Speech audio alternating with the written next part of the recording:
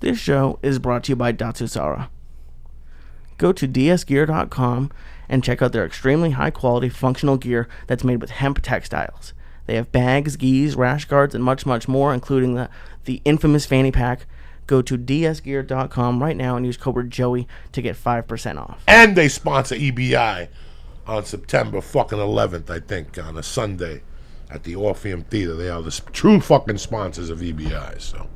That's awesome. They're the EBI, and they also are probably going to be at the Matt Therapy thing. They're a great company. dsgear.com, code word Joey. Show is also brought to you by Onnit.com.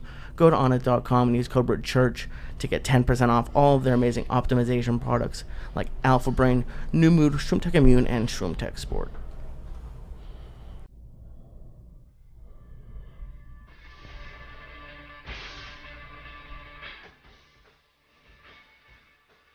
Oh shit, it's Wednesday motherfucking night. Lee Syatt, Willie Barcena, the Church of What's Happening Now. Oh shit, it's going down, cocksuckers. Kick that mule, Lee. Banging it, bang, bang, banging it.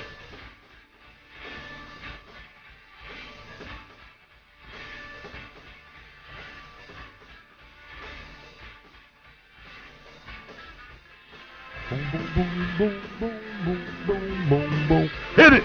Kick that fucking mule, Lee. Blow up some speakers, cocksucker. I want fire coming out of those fucking things. Bow, bow, bow. Oh shit. Here you go, Lee. It's a beautiful evening here in Southern California. It's like fucking 80 degrees. It's gonna be hot again tomorrow. Who gives a fuck? What's happening, Willie Barcena? What's up, baby, man? Thanks for having me, brother. Always. What's going on, Lee Syatt? You sexy motherfucker, you. I had a fun day. I was. It was funny. I came in. I was like, "What do you think about doing a gravity bong?" And you weren't a big fan. No, because you have a hard time with this regular fucking bong. You don't make all this shit for nothing. You have a hard time with this. Your face turned red before, you were sweating, your legs were sweating. Everything sweats. The bongs are fucking crazy. It's tremendous. That's why you fucking hit them. What's happening, Willie Barcena? Good, brother, man. I'm just enjoying the scene, man. You guys are. This is laid back, man. I think all interviews should be like this. All interviews smell this good. It's not even a fucking interview. This is a conversation. Yeah, you know no. Wherever the fuck it goes. I'm happy you're here tonight because one of the things, a lot of comedians, young comedians, listen to this shit. And I didn't, it's scary, Willie, if I tell you this. Like, I didn't even think about it till 15 years in. Like, I had a notebook and I would write the joke. Right. And that was it. There was no tag. There was nothing. For 15 years, I got over on just energy and just driving in a car to the Comedy Store and thinking about what I was going to say. Right. And sometimes it would go my way and sometimes it wouldn't.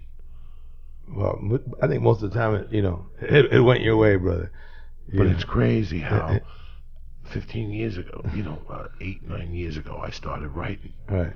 And I go, I like this. This is interesting shit. And I started writing a blog on MySpace and all of a sudden I said, man, I forgot all about this story. Maybe I should say this on stage. Right. And while you're saying the story, you remember another story.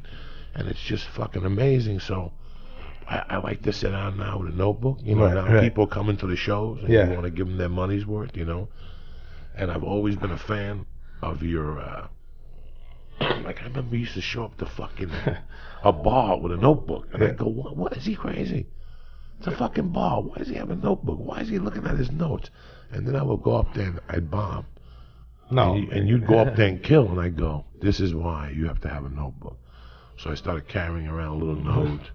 The only other option I use on this thing is when I get an idea, there's a memo pad now on the iPhone. Right. Tremendous. You can write the fucking note in there and then remind yourself later. But I swear to God, Willie, I fucking got rid of, so I've gotten rid of more good jokes than most people have written just off the top. Laziness. Being in bed at night and fucking cracking up with the sleep apnea mask on and going, that was so funny. I remember that motherfucker in the morning and nothing's there in the morning. No, they're farting. If you don't write it down, man, it's literally a fart in the wind, bro. It's gone. Since day one, you were a writer like that? You sat down and... Well, I always, when I was young, when we were young comics, man, coming up, I used to watch The Tonight Show, right? And I used to hear about these guys, the Gary Shandlings of the world. Those guys were ahead of us, way ahead of us. And I used to hear about how they would write, and I would hear how Seinfeld would write, and so that's what got me started. And then I kind of had an evolution like you. I went through an evolution, and I think you don't go through it unless you do right. Because it's funny, we were talking the other day, and you were going, man, Willie, I started out writing a joke. And then from joke, I went into bits. And then from bits, I went into stories, right? You told me. And that's the evolution, man. Because I remember writing jokes, like one-line jokes, and premise, setup, punch. Premise, setup, punch. And then after a while, it got corny to me, man. I go, man, there's got to be a little bit more to this. So I started kind of embellishing or extending the story a little bit more. I'm saying, well, what I started asking myself. It was a lot of trial and error. So within a lot of that trial and error, and like you, I bombed and failed way more than I succeeded, and that's how I started writing all the time, because I realized it was like a batting percentage. Only 3 out of 10 jokes would work. And in order for me to have a material, I'd have to write a lot of material had to fail for me to have material that would succeed, or even have a nice little new chunk. For me to have a nice new chunk, I had to have maybe a half hour of garbage. So anyways, brother, yeah, that's how, and you know what, having kids, man, having kids to me is what made me write, because I knew I had to keep feeding these motherfuckers. So if I didn't keep getting work somewhere, wherever, that was also a motivator for me, Joey. It's funny how you said something before, and I thought completely different. You said before that, how many Tonight Show appearances did you have with Jay Leno? I had 11. 11. That a lot of comics looked at you differently because you were on the Tonight Show and you had to say jokes. Now let me tell you, me, I'm fucking out of my mind. Yeah. To me, till this day, even with that fucking guy on there now, who I have nothing against Jimmy Fallon. I like Jimmy Fallon. I'll still see who's going to be on the Tonight Show. Right. So I can tape it or not tape it, because to me, that's the best a comic is going to do. I swear to God, in my mind, that's when I watch the Tonight Show and I see a comic not do well, the next time I see him, I'm going to smack him. Right. And he knows this. Yeah. Lee knows that we've talked about Eliza going on there one night and blew it up, and I was happy the next day because, Jesus Christ, finally, somebody took it to the next level on the fucking Tonight Show. Right. You know what I'm saying? Right. So when I watch the Tonight Show, to me, it's the 6 minutes that every comic should dream of. Right. That's my world. That's my world. You get one shot at writing 6 minutes, spotless clean, with your real point of view, clean though. Yeah, but they also edit, man. They edit. Yeah. They edit even. The tough part is that they have control of your material, because the reality is, Joey, when you're performing for the Tonight Show, it's a corporate gig, because you're performing for those sponsorships, for the Chevrolets and the BMWs and the AT&T company. Because if you offend the show, you offend them, because they're paying for advertisement. So it's really the biggest corporate gig you're ever gonna do. And being that it's a corporate gig, you're fucked, man, because you got to be within these boundaries, and you're not allowed to be free. And you're a big fan of Lenny Bruce, and I am. And I read a book, man, where I was really happy. It was the last chapter where Lenny Bruce was talking about doing the Tonight Show with Jack Paar back in the day. This is before Johnny Carson, and he talked about how much he hated doing he didn't like doing the Tonight Show because he felt so contrived. And he says, I love doing 1 hour. I love doing my albums. And he did his albums, and he did his 1 hours in theaters, and he was free. And you're free, man. You're your own director, your own writer. You get to say whatever the fuck you want to say, and you can't do that on the Tonight Show. But and anyways, man, I know there was comics, because you hear the gossip within our world, man. Oh yeah, Willie Barcena, he's corny, or he's not edgy, or whatever. But man, bro, you can go. To me, there was a lot of there was a lot of haters, man. Because if I don't care. If you go back to Sam Kinison, who was one of the craziest motherfuckers out there, watch him on the Tonight Show. He's got a suit on. He's got a suit on and a tie, man. You watch Richard Pryor, another guy. He's got a suit on and a tie, and doing and it's so it's a tough gig, man. And to me, I felt that within the comics, man. They were like, oh, Willie, doesn't have a soul, kind of thing, because it's very contrived, man. It's so funny how I have this crazy sense of fucking thinking, but when comics would get things, I didn't have those things, so I could never judge their experience, honestly. Even when I would let myself start saying something, I go, who the fuck are you? When are you going to be on the Tonight Show? When are you going to have a showtime? You know what I'm saying? Like, I was always honest with. When you go to clicks, like when you go to a comedy open mic, for example, there's 3 little clicks. Right. There's one click you go to, and somebody will ask you, what do you think about fucking Amy Schumer on this?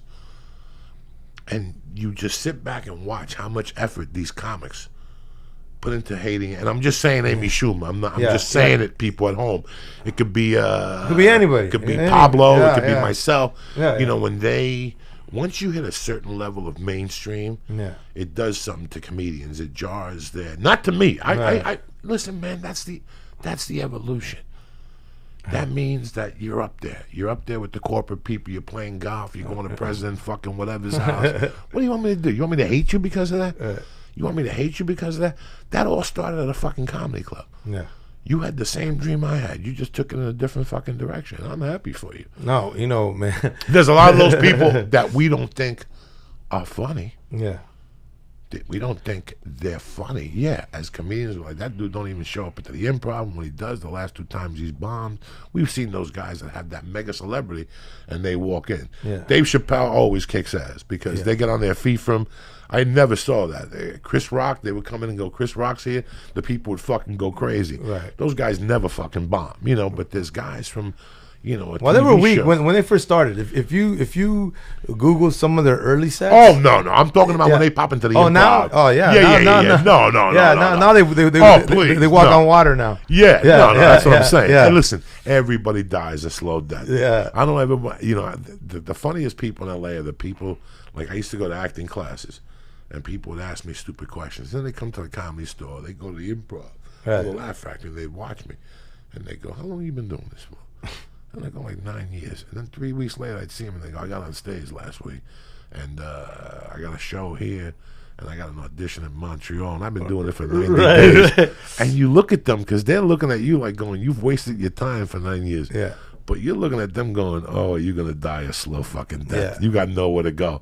You're going to shit your fucking pants in front of those people. Remember when we started, there used to be a lot more contests. Yeah. Johnny Walker. Yeah. They had the NBC National Comedy Contest. And it wasn't televised. It wasn't like Last Comic Standing. Right. They came into a comedy club at 10 in the morning. You had to get there by 9, sign your fucking name. There'd be 3 fucking jerk-offs sitting there with a notepad. And you went up there, did it, and then you went home. Then they called you to come back for that night's show. And then you went on to the regionals, the finals. I've always thought that the stupidest thing is to judge comics, man. You know why? It's like having because everybody has a different personality, and everybody likes different things. And it's almost like putting up a rock band versus a country band. It's like, well, I like the rock band. The rock band killed, and I didn't understand the country band. Well, it's what you liked, man. That's why I don't think you can't judge comedy. No, I don't like comedy in that sense. I was just saying that. Yeah. Well, you can't judge it, but don't you think if it was like, let's say it was like a comedy club here, if they just grabbed 300 people, there'd be some people who liked indie comedy, there'd be some people who like dirty comedy. So maybe could you just judge it based off of laughter? Well, how they did judge them was based off the laughter. Right. Like I was never a big contest guy.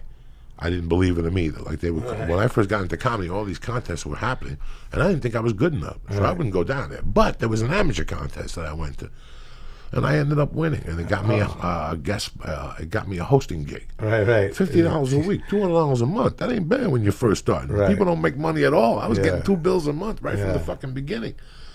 And then I moved to Seattle, and they have that contest. And to really get work in the area, they don't care about tape or nothing. They look at the numbers from that contest. Yeah. And I took a 6th, and they told me as a dirty comic, you won't even get to the semifinals. So for a dirty comic, it was good at that time for me. I was really dirty. I didn't know what I was doing. Right. But when I came to L.A., he called me again. And he goes, I want you to do San Francisco. Now, Seattle had newspaper reporters and restaurant owners and movie theater people, I could live with that. Right. I could live with that. You know what San Francisco had? Comics. Yeah. That was the Mecca at the time, right? That was the Robin Williams started that. Comics, judging comics. And I said, I'm not staying here. It's like you coming up to me and me hugging you before the show. Lee, how you going to feel? If I'm one of the contestants and you're standing there like all excited about this contest, but I walk in and Willie's the judge and Felipe is the other judge, and I give him a big hug and I go, we're going to go smoke pot later. How do you feel as a fucking comic? You're going to go, what am I going on stage for? Joey knows these fucking guys. Yeah. That's how it was up there. Right. I was like, are you fucking? And I'm sleeping on the beach, Willie. Oh. I'm living in my car doing this contest, sleeping on the beach because the hotels were $300 fucking dollars. Yeah. I'm sleeping on the beach, dog. I woke up Santa Cruz Saturday morning. I swear to God. I sat there with sand in my feet. I had to take a shower at like a gym for $10. Yeah. And I go, am I fucking retarded? Am I fucking stupid? What? I'm at the Comedy Store tonight. I got a set if I want it. And Celia Cruz was playing at the House of Blues. I got in that fucking car and I drove home. They kept calling me, where are you? Fuck you. I'm going to do your stupid fucking contest. Celia Cruz is in town. And I got an 11 o'clock at the store and shit. Fucking getting judged by other comics that are hugging it up and smoking dope. The promoter came up to me and he goes, you got any weed? The dude who ran the fucking thing was like, I know you got weed on you. You're going to have to smoke me out before the night is over. You're the fucking promoter. You got to smoke me out, you fuck. Right. It's crazy how it's like there's no other. Is there a business that will compares to it at all? Every fucking business has the shit side of it. Well, yeah, they have every dirt business bags. had the shit side of it. Every business has. In the beginning, everybody rapes you. You know, everybody fucks you in the ass. At any business, whether you're an editor, a mechanic's helper, you know, they're paying you $8, but they're charging $22.50 for you, and laughing the whole way. You know what I'm saying? I mean, you're getting fucked the whole time, but it's what you take from the experience and what you learn and what, you know, when we used to go to Latino night on a Monday night, right? Yeah. You walk into Latino night, there were people hanging from the rafters, $22.50. Right. Jamie gave you $25. There was 6 comics. His budget was $150. Where the fuck do you think that there's 300 people in there? $22.50. There's $2,000 in the room. You get his budget was, you know, $10 a beer. Yeah, $10 a beer. He's making $6,000 for the fucking night. They're Mexicans going crazy on a fucking Monday night. And where do you think that money goes, Lee? But you accept it because you go, you know what, man? I'm a starting comic. How lucky do you feel just to be fortunate to be in this position? But don't be too fucking fortunate. They're not, you know, when they come up to you and they say they love you, yeah, you better fucking love me. Right. You just made $3,000 off me jumping up and fucking down. Right. I'm not saying they came to see me, but I'm part of the fucking ensemble. Right. If I was in a fucking theater, we all get paid $62.50, right or wrong, for a fucking performance. Right. So I think what it might be is like whenever you start somewhere or something, they remember you. So if you go to all these clubs and you let them take advantage of you with money, it must be hard as you get older to be like, no, now you actually have to pay me my money because they're so used to not paying you.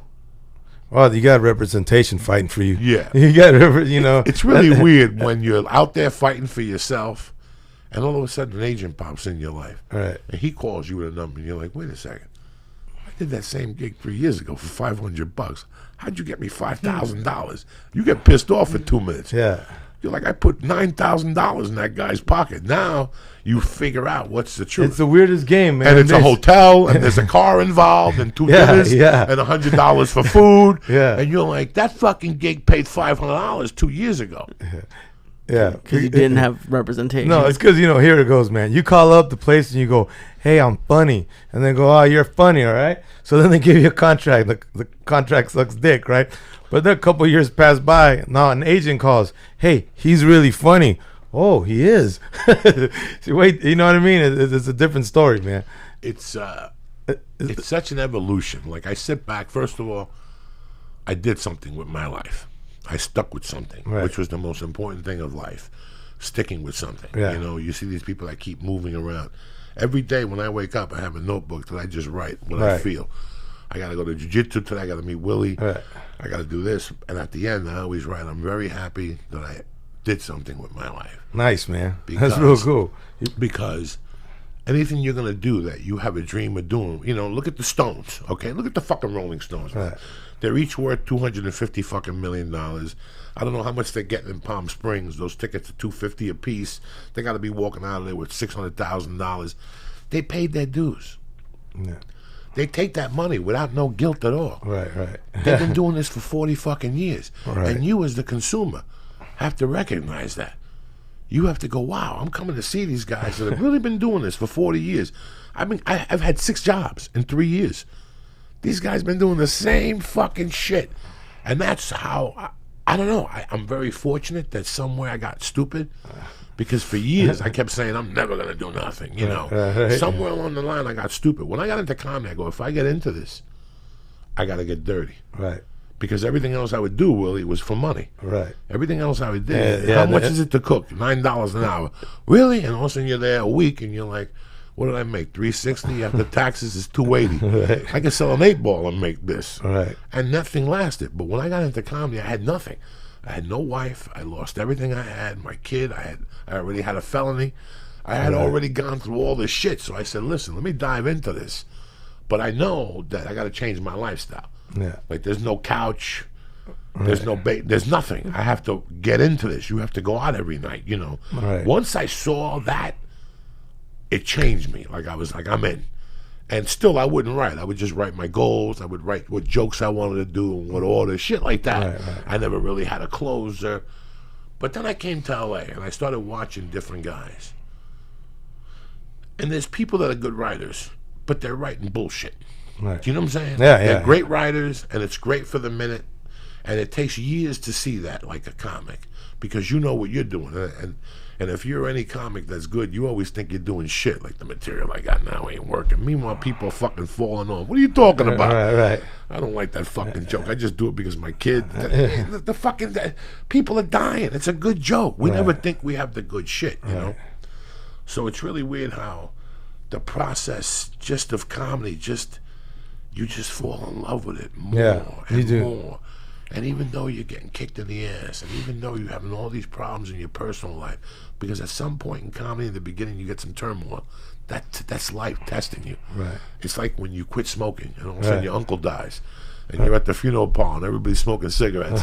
You know what I'm saying? It's, Right. well, my uncle died, so I started smoking again. You know what I'm saying? It's comedy always, like I remember fucking living in a car and taking showers at the gym, but I'm still going to do my spot tonight. Right. You know, I remember being in jail for 30 days, and when I was in jail, writing jokes and going, I can't wait to get out so I can get on fucking stage.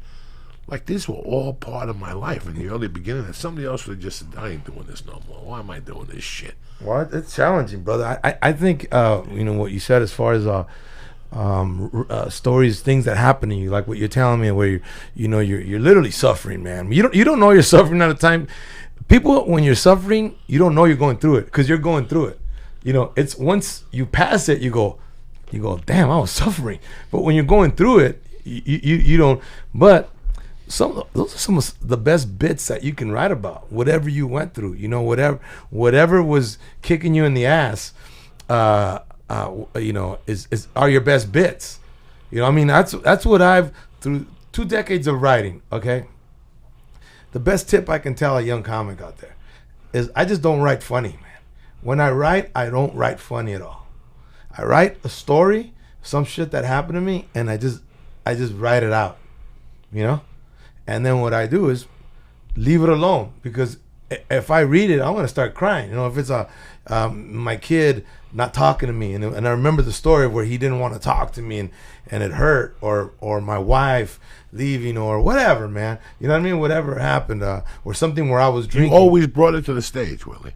Yeah. You always do that. You believe in that. I believe in it also. Yeah. That's when I started getting real laughs. Yeah. When I started showing them my pain and what I went through and whatever the fuck. Yeah. People love to see somebody else fucking dying, like, in a way. Like that. Yeah. Well, you know what I think, Joey, I think the audience, because we're all flawed, man. And I think when they see another person on stage that's flawed, and us, we're humorous, man. Which I think there's joke tellers and there's humorists, and I think of us as humorists because we tell them a story, I mean, and when they see, no, as much as everybody wants to put up a front, a lot of people, we're on this earth, and a lot of us have had some trials and tribulations, and a lot of us have been there, man, where there's been some pain, but we know how to push it down. So when we're on stage and they see a comic, they can relate now, and now they don't feel alone. They don't feel like they're alone on this planet where you want to fucking hang yourself.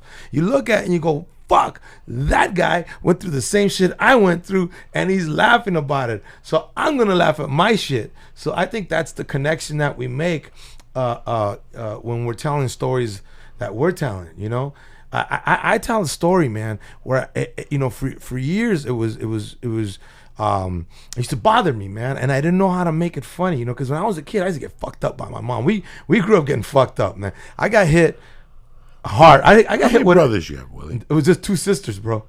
And they're both older than you. No, one older, one I'm in the middle. And my mom used to fuck us up, man. And I remember talking to, like, everybody talks about, you know, your mom fucking you up. But man, I was on stage a couple years ago, and I wasn't talking about, man, yeah, my mom used to beat me. No, not like that, man. I got into details, right? And I said, man, now that my mom's old, you know, she's like a kid. You know, and she's not. She's all there. Don't get me wrong. It's not, you know, but she argues with me. You know what I mean? Like an older person is almost like, and I feel like sometimes I feel like pulling out a whip and fucking her up, bro, and telling her what she used to tell me. Hey, get your hands out the way. Do you know what I mean? I mean, yeah. When I tell that on stage about, you know, when you just sit, when you put it by itself, man, this guy's talking about whipping his own mom. When you leave it like that, yeah, it's not funny. But when you hear the whole story, man, and you can share this with audience or anybody that got hit when they were a kid, and they can see this, man, I think there's almost a sense of it's a sense of therapy, bro. I believe, you know. I mean, I'm not there to fucking save anybody's life or anything like that. Don't get me wrong, but I think at times us unwillingly we there might be some therapy within that humor. For us as a comedian? For us and the audience. For me, I love, you know, on Tuesday nights now I go to a bar, Willie.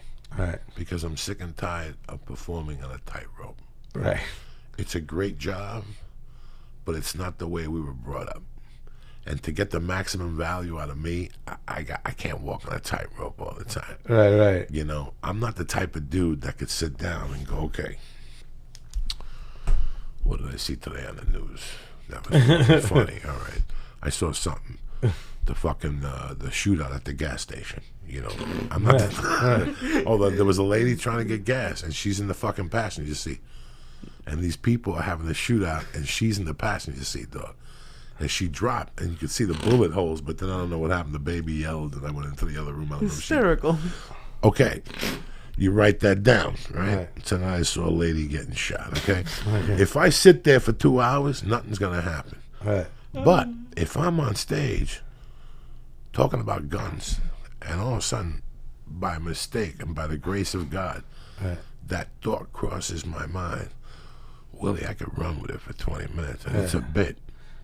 Now, let's say I tape it, Lee tapes it. Guess what? I'll never say it like that again. The other day when you said that, it's just like acting. You got to feel it. Oh, my God. Like fucking firecrackers went off in my head. Yeah, because it's the same thing with acting. Yeah. With acting, you got to get triggers. When I was a kid, I went to that Anthony Robbins workbook. What's his name? Anthony Hopkins? What's that dude? Anthony Robbins. Tony Robbins. Yeah. I worked for Subaru.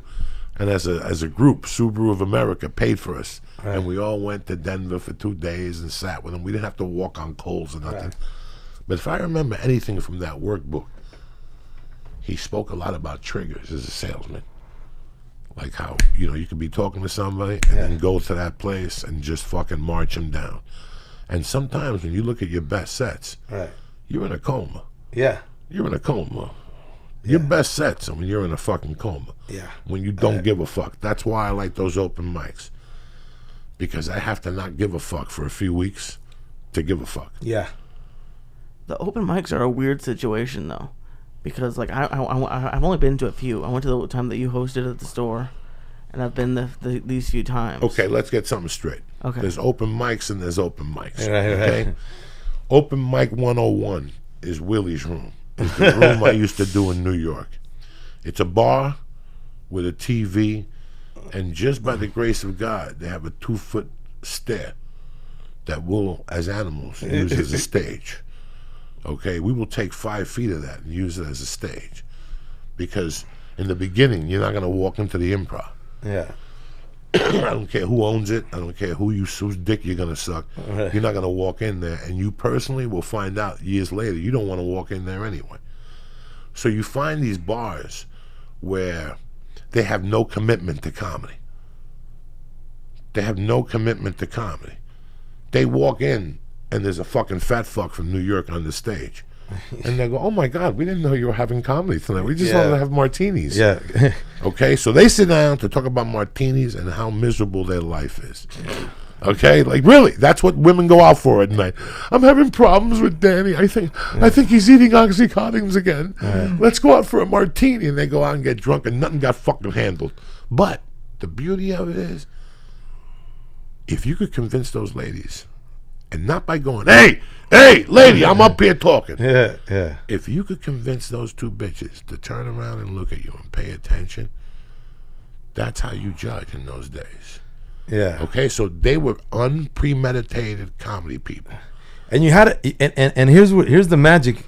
The magic where you got your skills was in getting those ladies or the group, whoever came in, to look at you and not do it in a way where you piss them off. That you pissed them off. Because now it's all downhill.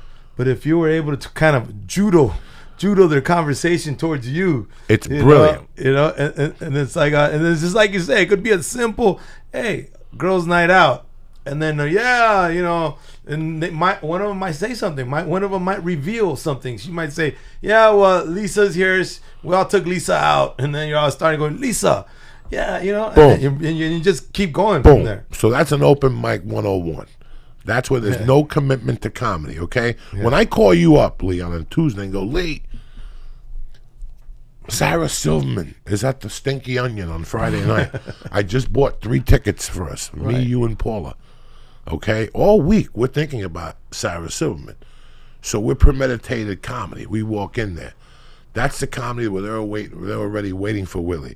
They're already waiting for Joey. I go in there, and if I say my dick's got a rim about it, okay, so you can't really, there's 2 types of comedy. Okay? But to get really good at this comedy, you got to go through this comedy here. And it's brutally because there's 16 different types. There's that one. But really, Comedy 101 is, I'm wrong. I'm fucking wrong. Comedy 101 is when you go on stage in front of 15 comics that paid $1 for a drink at the comedy to do comedy. That's Comedy 101. Right. That's fucking brutality. That's where you go home every night and you look at the fucking razor blade. And you look at the tub and the salt. That is brutal. That is fucking comedy. Commando 101. There's only one thing that busts you out of there, like a fucking savior. Those guys, that's below hell. If you judge it that way, okay, where they go and every once in a while they get 8 people. But beside that, it's all comedians every night from 6 to 10, or from 10 to 1, or from 11 to 2. And then here's where it's tough for some young comedians. When Joey said you walk in those rooms and there's 15 comics, maybe 8 of those comics are a group, they're friends, and they'll laugh at each other's jokes. And when they get a real audience, that joke sucks balls, bro. And now there's like, it was detrimental. Instead of being something positive for a comic, it actually took you a step back because your friends are there trying to be your buddy instead of telling you the truth that material sucked. So we all started Comedy 101. And then by the grace of God, you meet somebody at Comedy 101 who says, hey, I run a room on Tuesday night at 10. And you got to come in there. First of all, you got to come in there some nights. And some nights, whatever town you live in, they got that fucking game on. In L.A., it's the Lakers. You know what I'm saying? You got to follow the Lakers. If you think you have to start on time because you have another set, that doesn't work. You're not going to do comedy while the Lakers on fucking TV. So these are all the lessons you learn. And then somebody like Lee will go, Lee, come on down to my room. But the other lesson you don't learn is the show starts at 10, but you're going to go up at fucking 1 in front of 6 people. Yeah, and they're drunk. This is something that you fucking die for 6 months doing this and going, when am I going to get a 9:30 spot at a fucking bar like that? Right. And then eventually you're at that bar, it's like you're trying to bust out of this league. And then you get in with a booker, but guess what he books? Bars. Yeah. 6 in a row, What's that guy the guy from Seattle? Tribble. Yeah. And you got, they're all over the fucking country where they book, they book a hotel lounge. Yeah. Here you're thinking you're playing at the Garden in front of 2,000 people. Yeah. I'm going on the road and shit. What road? And all of a sudden you get a note, don't curse because they're Mormons. Right. This is fucking outrageously. This is outrageous. But this is how you learn nuts and bolts. Yeah, you gotta get your ass kicked. This is how you learn adjustment. Yeah. This is how you learn how to go into one room and there's 80 people, and the next night there's 6. Yeah. And the next night there's 7, and the owner's like, "Man, you got a good crowd." Yeah. Last week there was 2 motherfuckers in here. And you're like, "What?" This is fucking the evolution of it. And then you meet somebody and they go, "Hey, what are you doing next week? I need an opener in some fucking bumfuck town." Right. And now they pay you $150 in a hotel room, and you get 5 drink tickets. Oh my God! When you get those drink tickets, you think you're the fucking king. You're at the bar looking for a bitch with that $150 burning a hole in your pocket and shit. I'm one of the comedians and shit. So that's fucked up though, because you always talk about how slimy comedians are, but my original question was gonna be, how do you know when to stop doing open mics? But it's obviously people hire you. Yeah. So, but you have to be. But now you have to be friendly with people who might be douchebags just because you want gigs. Well, there's 2 different ways. You have people like Willie that come up to you and go, "No, I think you're funny. Come to my room on Tuesday night." Right. And then Willie would give you $40 and you got a fucking burrito. You got a good fucking burrito too, dog. And I always got that motherfucker too. I bring the hunger to that club. Yeah. You wait all day for that fucking burrito. Tell him, Willie. I remember Jerry Bednob. Jerry Bednob used to come. For those of you, if anybody's not familiar with Jerry Bednob, was in that 40-year-old virgin. Yeah, good guy. 40-year-old virgin. Guy, plays the Indian. Plays the Indian, and then Jay would always, I don't know, for whatever reason, he would always get the burrito, but he would always take it to go. To go. Yeah. They would even tell you. When you got off stage, Lee, there was a burrito to go. That's more than the $40, okay? Because that's a meal. That's it. You got half of that night and half of that for breakfast like a soldier. You can use your $40 for other things like cigarettes and alcohol and fucking narcotics. It's I think that people who miss that evolution really don't get the full circle of this career. Yeah. Well, you know what? I think something that's hurting young comics today is because it wasn't around when we were started, which is called a bringer shows.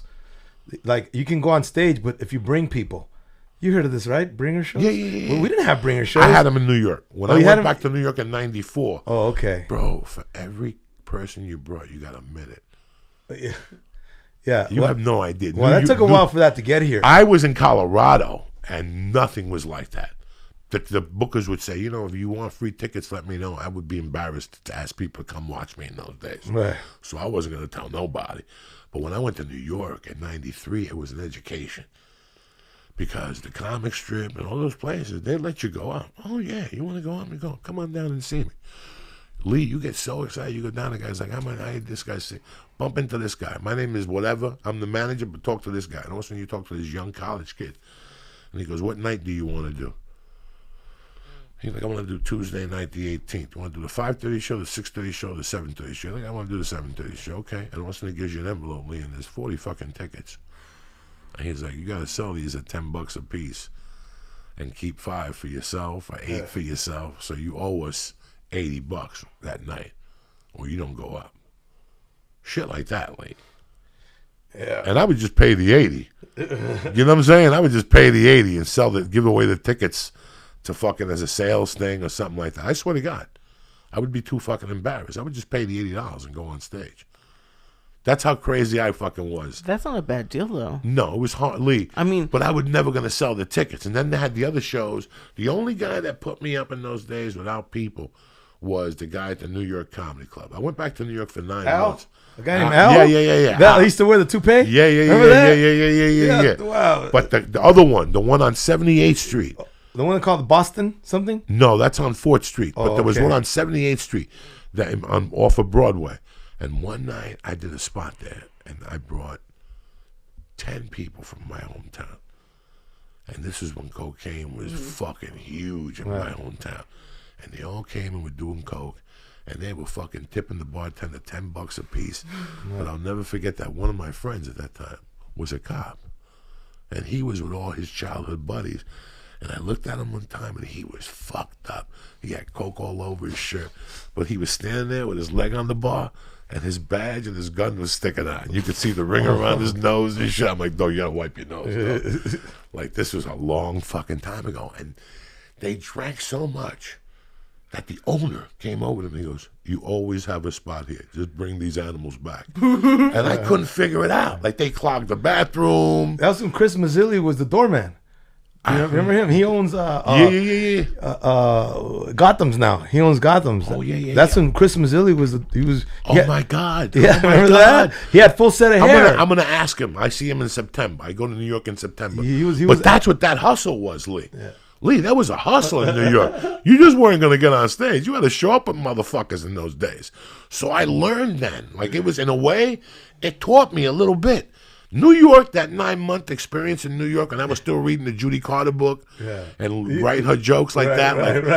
What pisses you off, the 10 things that give you anger. At that level, those 9 months in New York, I wasn't sure about comedy, bro. I was using comedy as a way of getting out of the criminal thing, but I was still, I had just got out of prison, so I was doing comedy, but not really. It was like my first year and a half of jiu-jitsu.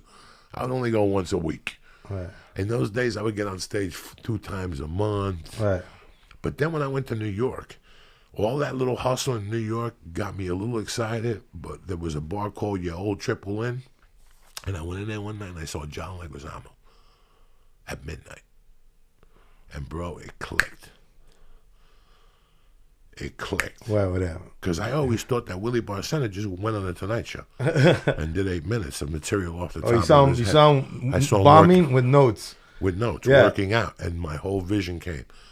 2 weeks later, I was on my way to Colorado. I said, I don't need this suffering. I get spots in Colorado without showing up with 10 motherfuckers all the time. There's not as much cocaine in my face. Every time I go to New York to do a spot, I'd stop at a spot and get a package. In Colorado, I can't do that. I really focused when I went to Colorado, but it was because of that experience in New York that opened my fucking eyes to how I had to act. It's funny how we all, because I had the same experience when I saw Damon Wayans back in the day. Where'd you start? Right here in What LA. club? What club? When was the first time? Comedic Theater on Crenshaw and 43rd. Jesus Christ. Yeah, with Chris Tucker, man. I used to pick up Chris Tucker. He had an apartment near the 101 off of Vine, and Chris used to call me up because he didn't even have a car, man. And it was him. D.L. Hughley was the host. He was a young comic.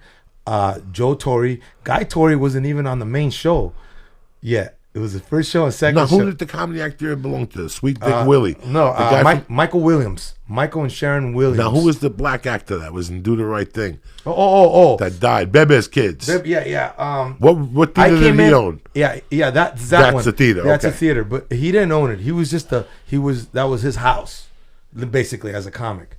But I started with Pierre. All these cats. I'm trying to remember cats from those days, so I remember, what's his name? Mark had Hanging with Mr. Cooper. Was that remember that show? Yeah, Mark. He's around. Yeah. He's on a TV show now. Yeah. He's around. I was getting him spots at the High. Bumped into him at Rouse. Yeah. And he goes, they won't give me spots at the store. I go, see D'Agostino at the Ha. So D'Agostino said he was going down there a couple of nights a week and just working out. He was still really funny. He was funny, bro. Yeah, he's real funny. Listen, 20 years in comedy is 20 years in comedy. Right. Something happens to you. Right. Something happens to you. Like you said, you're either going to quit and fold or get angry. Because there's guys that we've been around, have been around as long as we have, that you see them on stage and they haven't progressed. I've seen guys that I go, he has the same fucking material from 20 years ago. I mean, from beginning to end. I mean, I'm not hurt anybody's feelings, or I'm gonna see this guy probably tomorrow. But a couple of these guys, man, and I'll tease them. I'll see these comics, and I'm not no, I don't have the heart to say something. But I don't have the heart to say nothing. I can't say nothing no more. But have you seen it? Friday night, I had a spot somewhere. Yeah. I'm not there 2 minutes. Right. I hear, yo. I look up. It's a comedian. I've known him for 15 years. Yeah. We used to do all the little Spanish rooms together. Right. Did I think he was funny? I thought he had potential. You look at these guys and you're like, that guy's They gonna all be, did. That guy's going to be something. Yeah. And they have material that you laugh at, and they have material. You were right there with them, okay? So I have the right to say this, okay? When I'm right there with them in the trenches, right, and now I'm somewhere else, and they're completely still in the fucking trenches, you follow what I'm saying to you? And I see that they work now, but it's not like it used to. Yeah, now they're blaming it on things and shit. Yeah. So it was like, it pisses me off. Like, I get pissed off because at the end of the day, in the back of my mind, I'm a fucking loser. I could flip this in a way, and you couldn't fucking find a way to flip this fucking game for yourself. You're still hawking around. 2 minutes there. Hello, how are you? Wow. How can I get a guest set? Yeah. Okay? Absolutely not. You're not going to get up here. You're not going to get up because I'm working on an hour. And number two, guess what? The show's got people in. I worked hard all week on Twitter. You just want to go in there and blow that fucking room up. Right. And I told you the story. 5 or 6 years ago, he was on I hadn't seen him. I wasn't at the store anymore. Right. So he said he was on this international tour, killing it, promoting this motherfucker like himself. Like he was his own publicist. Right. So somebody was doing a show one night, and they asked me to come on. I went up there, and there he is. And I go, you know what, bro? This guy was funny a couple of years ago. Let me watch this guy. Let me see what happens if he's really getting it. Right. He had a couple jokes, but he had one joke, dog, that used to kill me. Right. It was about fucking killing animals or something. It used to fucking kill me. And it was one of those, he's one of those comedians that tells you the joke, but he rides it. Right. He rides the joke out for 6 or 7 minutes to the point where normal people are like, when's this guy going to get the fuck off the stage? Right. I'm sitting there enjoying him for like 2 minutes, and all of a sudden he rips into that joke. No, it's 2008. He was doing that joke in 97. Right. 98, he was doing that joke. I looked at him. That's why comics kill themselves, bro. Because when I walked out of the fucking room. I'm like, you're doing the same joke from 10 fucking years ago. It's like, think about Lee. You're in a band, and every time you're on stage, you're playing the same song. It's the same thing, Well, they must like it, or they have to deal with it. No, it's laziness, bro. It's laziness. It's laziness. It comes down to being lazy. Well, no, I remember more with the band, but yeah, with comedians. I don't think people pay a comic to see the same joke over and over again. I know after the second time I see the joke, I'm done. That's why I hate doing comedy on TV, because how many takes they do and they all giggle like it's funny. Stop. You're embarrassing me. You're making me fucking feel bad. Nothing's this funny. On the 8th take, they're still like, ah! Stop. Don't make me fucking punch in the fucking ear. It's, What are you reading, Lee? You got notes? I think so. You do got notes? Look at Lee. Fucking work. See what I'm saying? He comes prepared and shit. Okay. So here's... So for people who don't know, I've been trying every Tuesday night. I do like 3 or 4 minutes of comedy.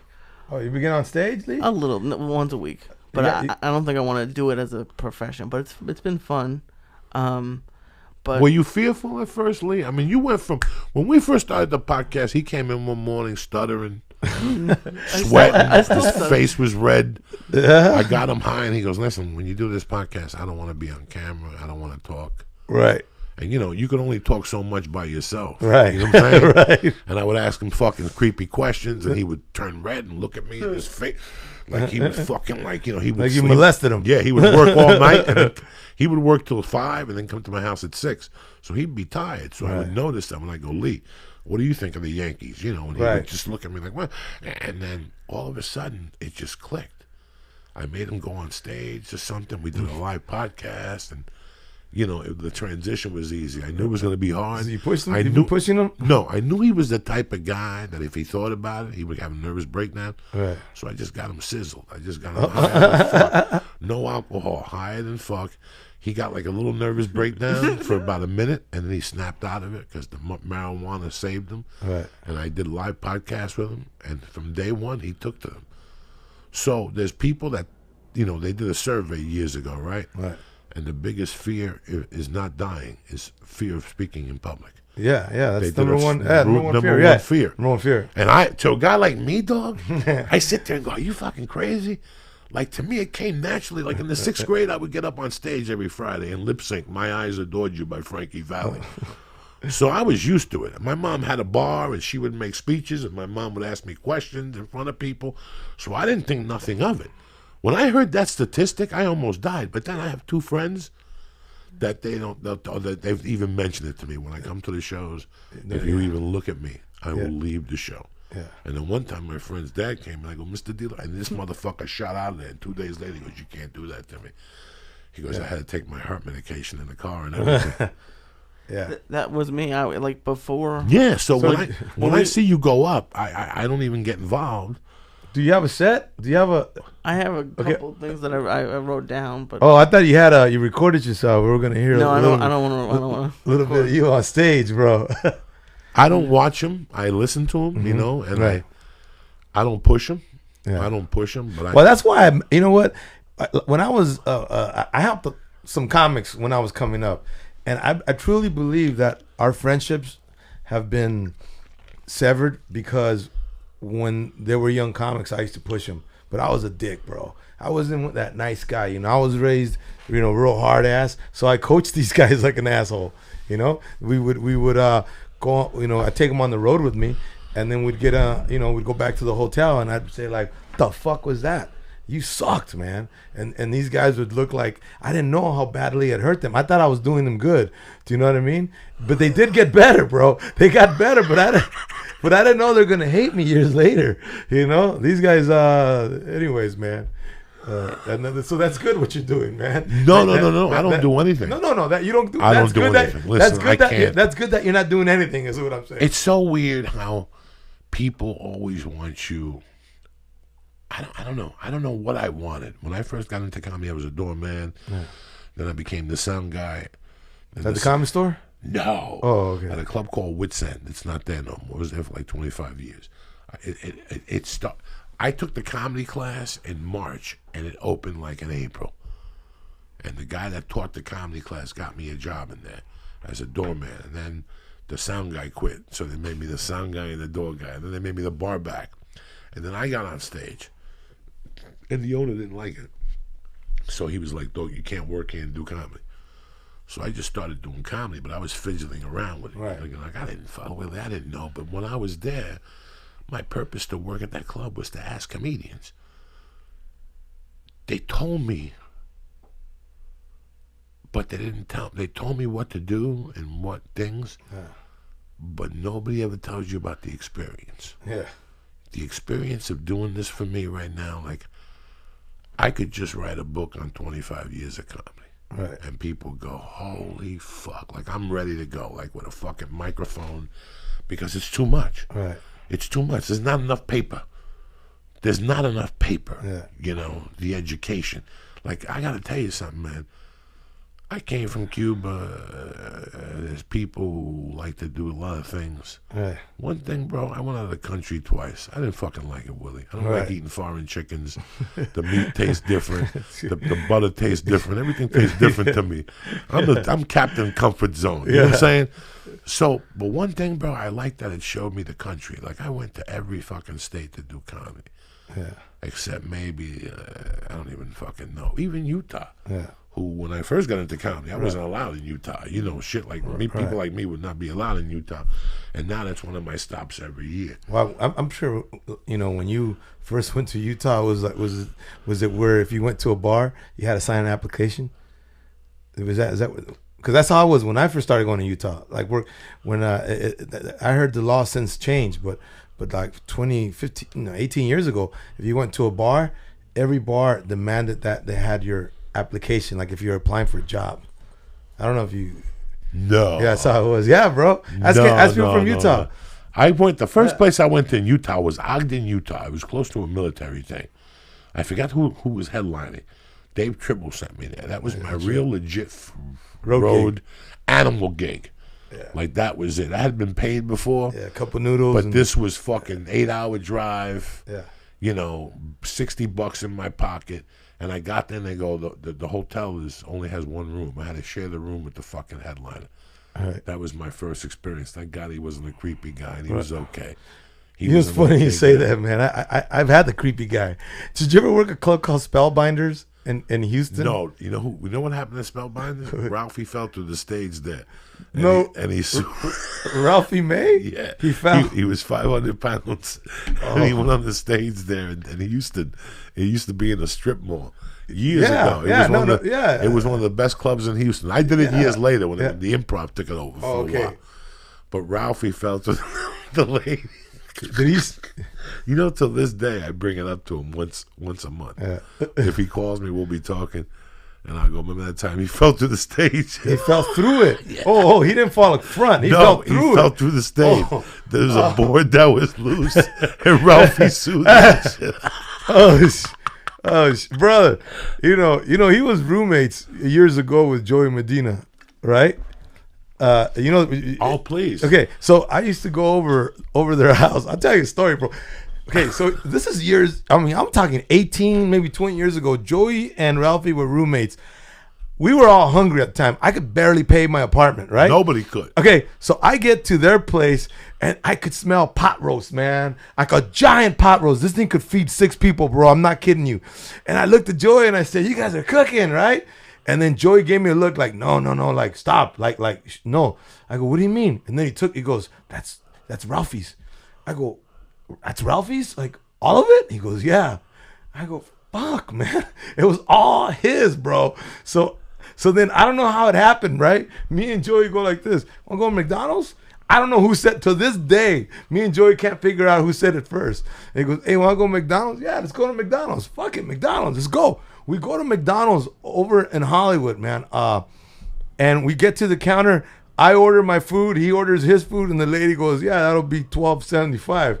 And then I look at Joey like, "You gonna pay, right?" And Joey goes, "No, I ain't got no money." He goes, "You gonna pay?" I say, "I ain't got no money. I thought you were gonna pay." And we had to walk out of there and leave the food there, bro. And who ate the pot roast? No, but that was all Ralph's. Let me tell you a creepy fucking Am I right? story. You know this, right? This used to be off. This apartment was by Paramount. Yeah. You made a right off of Melrose, and it was like in this fucking. It looked like apartments that were built in the 40s for fucking like Martians or something. So Ralphie lived there. Alex Raimundo lived there, and somebody else lived there. So one day I'm out doing a gig or something like that. I'm living in my car. It's got to be 98. Okay. And Joey Medina goes, "Bro, I'm going to do a USO tour." And Alex is living in Austin. And he goes, "The other guy lives in San Diego, who's ever staying there." He goes, "If you want, just pay utilities. Don't drink the alcohol or whatever." I stayed there for 3 months. It was the weirdest 3 months. Why is that, bro? Of my life. It was just the weirdest 3 months of my life. Was the place haunted or what, bro? At the time, I was haunted. And what was going on? Yeah, demons following you? It was like... I had a girl on here on the podcast, and I was talking about the dirtiest experiences of my life sexually. Okay. Like drugs and people that I knew. Right. All those experiences, pretty much, like 3 or 4 experiences happened in that Joey Medina apartment. Joey's a freak, bro. The dirty, and he wasn't there. Okay. He left in like June and came back in September. Okay. And I started staying there like in June. And the first 2 months, I would watch TV, I'd cook, I'd fucking clean up after myself. Right. I did laundry somewhere else. I slept in the back. There was no air conditioner. It was fans, but fuck it.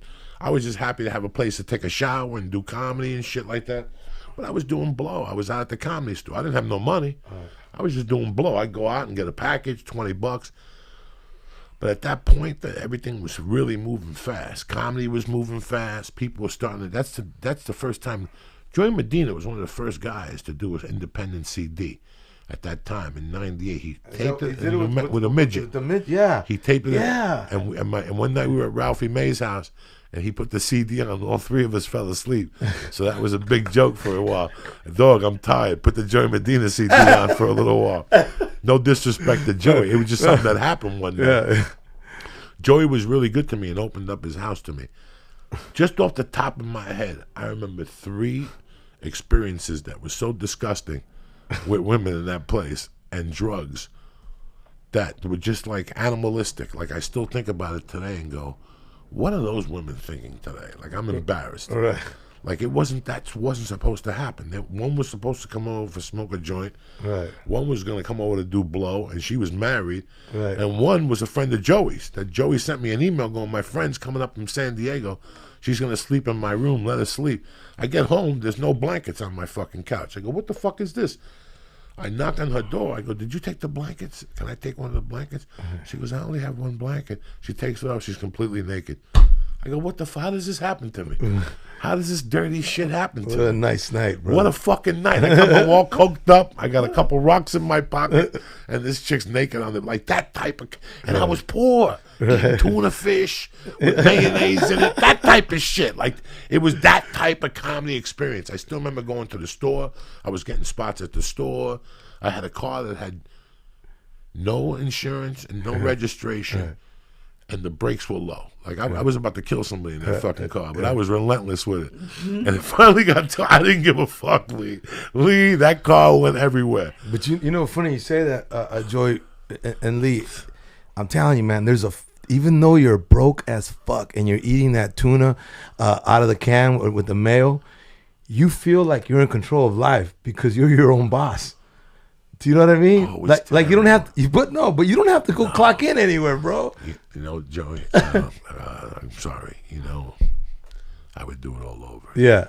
To get the same result, because me doing that tough life and just not giving up is why I'm still here today. Like, it's so weird. Those little moments that I still remember, are the reasons, the experiences that led me to today. Right. You know what I'm saying? Like, all that shit now. I look back at all that shit. 10 years of shit, people.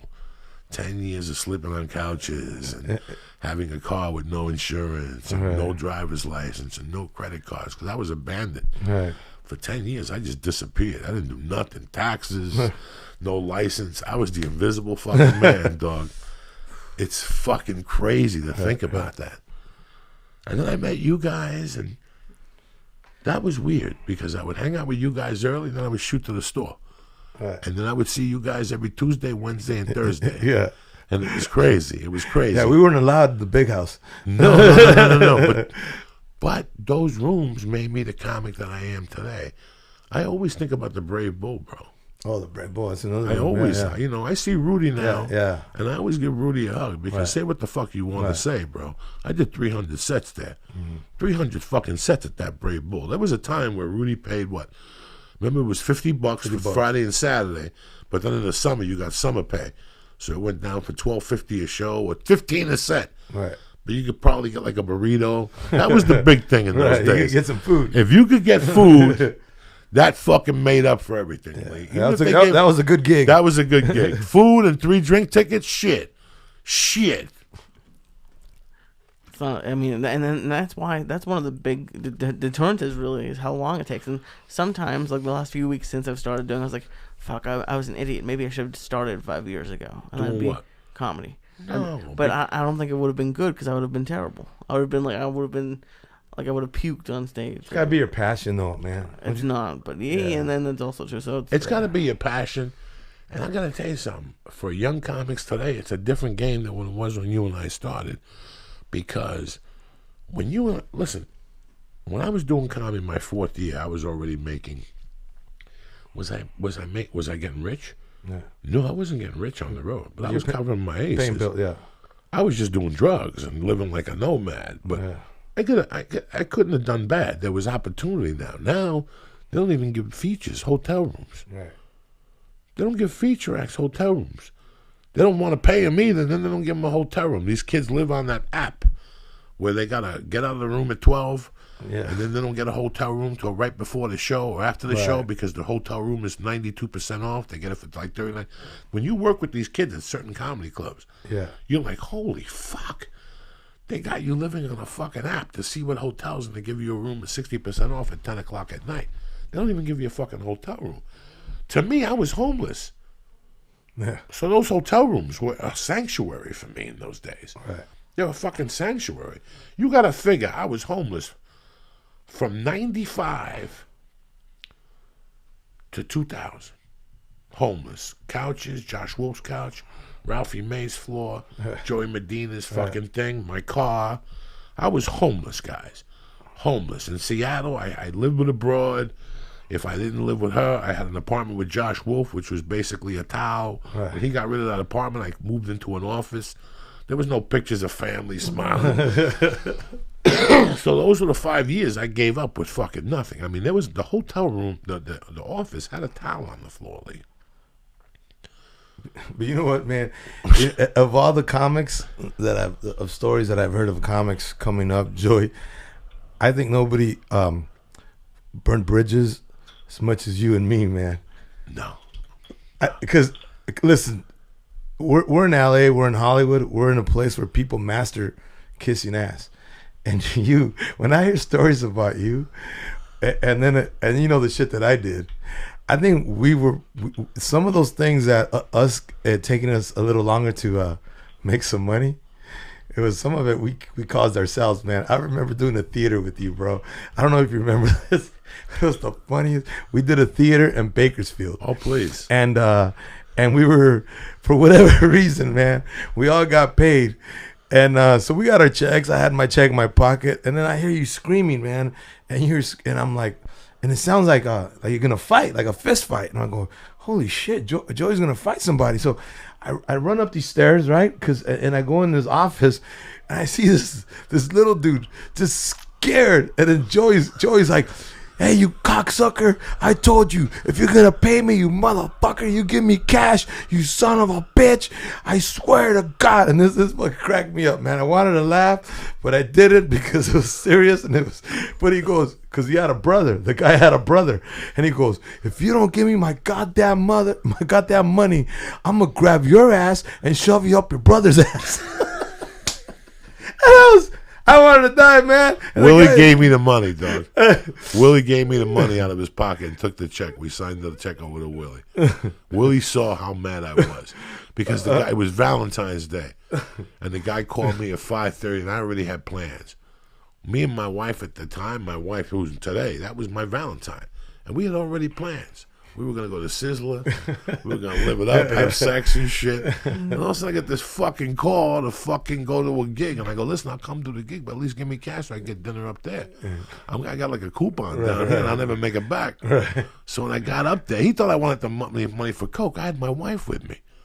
My wife was right there. My girlfriend was right fucking there. I lived with her. I wasn't going nowhere with that money. In those days, she'd take it out of my fucking ass. She knew I was a fiend. She knew the fucking deal. That's what pissed me off. And you know what?